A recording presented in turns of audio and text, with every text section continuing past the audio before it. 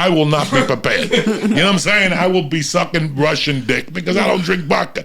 But if they whip out that bong, I'm winning that fucking race. You understand me? And I'm walking out of there laughing at all you motherfuckers coughing. I'm you're gonna die. You're on the next flight to Ukraine. You know what I'm saying? Fuck you. Fuck you. I ain't going out like that. So you gotta get ready for training day, cocksucker. What if the Arabs come and they give you edibles? I'm 17 in. I'm looking at them with the 17 and they start looking back at me going, that's Allah. That's Allah. Yeah. That's Allah. This fucking didn't kill him. I'll walk out of there floating, fucking with hummus sandals on. You know what I'm saying? You'll be fucked up if they break out the hummus. I won't what if they break out edible hummus? When was the last time you ate that hummus, dog? No, you can't. Well, your birthday video. That was the last time terrible. I had hummus. Terrible. Terrible. I tried to tell you years ago. It's a waste of time. It's how they fucking wind you in. That's how they indoctrinate you. Next thing you know, you're fucking walking around with your hands up and shit. You know what I'm saying? It's like going to the 7-Eleven in North Hollywood by Laurel Canyon. Every time you went in there, those fucking attendants will give you those fucking Islam eyes. Like, between 15 minutes, you'll be getting out of there looking for a pipe bomb and shit. You going to Target tonight, you're taking out the fucking... The pressure cooker? Oh, my God. The pressure cooker department. It's the truth, bro. He'll tell you about North Hollywood. That was a joke amongst us. But it wasn't a fucking joke. And it became not a joke when they actually killed the owner. Then people started hitting me up going, Joe, you're onto something. How did you know? Go in there. They don't like Americans in there. You know when you buy a car and then you suddenly start seeing that car everywhere? Yeah. Or you start look. That was it. You told us, you're like, go in there. You're like, they play the music and then I couldn't not see it. You'd go in, I don't know what radio station they were playing, but it wasn't. It wasn't top 80s on 8. It was to provoke you. Because all the other 7-Elevens had those same fucking dudes in them, and they listened to like the 70s on 8. You know what I'm saying? Like, you know, sunshine on my shoulder. You walk into the fucking Laurel Canyon window, you could tell. And I used to go in there at night to get like the vapor pens after the podcast. Right. They weren't nice people at night. And the shit that hung out in front of there wasn't nice. Well, I was just going to say, the problem was they had a 24-hour laundromat. And if you're doing laundry at 3, I've done that at LA a couple times. The first time I ever did laundry at like 3 in the morning, that Ralph's on Cahuenga, like it used to be 24 hours where they had the cans delivered. Like that used to be open 20. I walked in there and someone got hit in the head with a liquor bottle. LA late at night is a scary place. And what about now? Oh, now I wouldn't. I couldn't imagine even going. I hear all the drama is by where we used to live anyway. All that drama is on that block. Magnolia, they shot a guy outside that fucking diner. I would have lit that diner on fire. That's the worst food in the fucking country. Nice people, though. It's crazy when you fucking look back. That's a scary neighborhood at night. That's a very scary neighborhood at night, and it's getting scarier. Well, we were talking about it yesterday, and it's like LA just attracts people with issues because they people think they're going to go there and turn into something, and mix that with drugs and mix that with running out of money. It's a scary, like even that diner. People would ask me for like to use phones if I ever hung out. Like sometimes we'd go hang out there and I'd be outside. Yeah, just to ride. I used to because they used to let you smoke. Out in the back, outside. They used to let us smoke, so there was nobody in there.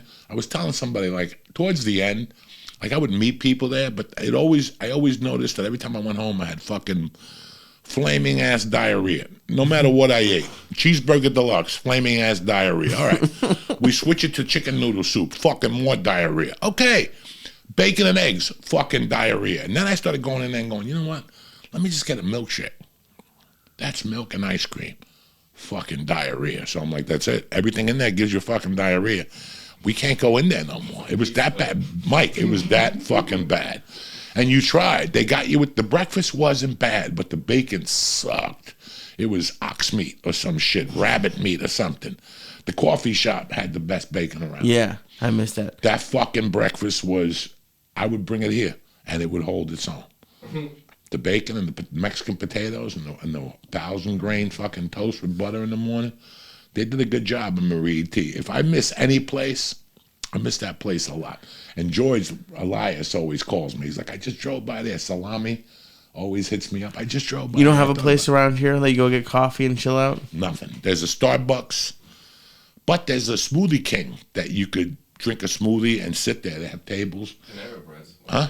Panera Bread. They got like little Panera Bread. I just don't know what Panera Bread is around here. I miss that. I need to find a place where you could wake up in the morning and go write a little bit, couple jokes outside your house. Like, it's good for you. Just to look outside the window.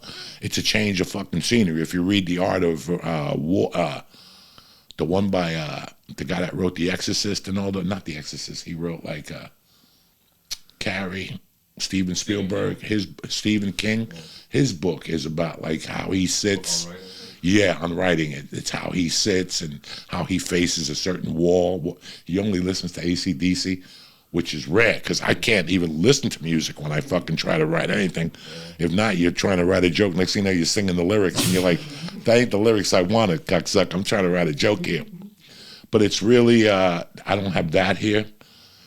But that's okay, for now. Like, I'm looking forward to the pool to open because there's places there you can sit outside and it's shady and they got great fucking sandwiches there. Dog, I can't tell you. I'm an old man and I'm looking forward to the pool more than when I was a kid. I got so much, I had such a good time. It was the first time in a long time I just relaxed. It's like when people say to you, want to go fishing, and you're like, the fuck am I going to do fishing, Fishing isn't about catching fish. It's just about sitting there and breathing and getting vitamin D and talking to your grandpa about, when he went to World War II and fought the Nazis. It's just stupid shit. And at the end of it, you kind of feel good. It's like a therapy session, And you're getting better at it? Because I thought about you when I was in Florida. Because I sat down on the beach and I had a hard time for like the first hour. Because I thought about you being like, what am I supposed to do now? And it took me a little bit to like relax a little bit. Because I was just sitting there with doing nothing. And I thought of you. But I could see you having fun with a coffee shop, but like my favorite part about yesterday was like the party was great, the food was great, but then when like we just started like relaxing, like your neighbors came over. You have a good setup down here. You have a good group of people, and you know what? It's funny how like things like they just really worked out. Like your house, it's in a perfect location. You have like a cool backyard. It's not too big. Like, it's not like you're going to have to worry about it. No, because I'm worthless. I can't mow a lawn. I would chop my fucking foot off. I'm like Pat Riley on that show when he tried to fucking trim the trees on his roof and he cut himself on the foot. Right. That's me. So I knew that I couldn't get, like, people like want to get well, there weren't no fixer-uppers in this neighborhood. This wasn't a neighborhood fixer-upper. So I was happy about that. I think about the future and I'm like, who's going to paint these walls? Upstairs, you got to use a ladder to paint those windowsills and shit. You do paint? I mean, listen, I can paint. I can mow grass. I know how to paint, but I know how to paint right. Like, I like fucking putting the tape. I don't like runs in the wall. I'll take all the caps off the receptacles or everything. I'll do all that shit. But it's also like, you're just like, it just was smart how like the backyard's great to like relax in. But then I was looking at houses in Florida. Mansions almost $1 million. Like, you could have this house and like be retired, and I don't know what your payments are, but like you didn't go overboard. Like, you're like, this is like a comfortable house. Like, she showed me 30 houses, and I looked at a house that, first of all, it's me, my wife, and my daughter. My wife isn't 40, and we're not going to get a cleaning person to help us. So I said, forget about the big house. Like, I'm not here for the Joneses. Right. I just wanted a comfortable house for my daughter and my wife that we would like. I looked at a bunch of houses. Some of them were in the 800,000. Some of them were 850, and I'm like, we don't need that room. No. What am I gonna do? Airbnb? What am I gonna do with 3, 6 You don't want bedroom guests house? anyways. I could see a 4-bedroom house, 3 of us, in an office, and maybe her office or a playroom or something like that. I'm not a handy guy, so I knew I couldn't get something that needed work. That's just not going to happen. I'm going to go broke.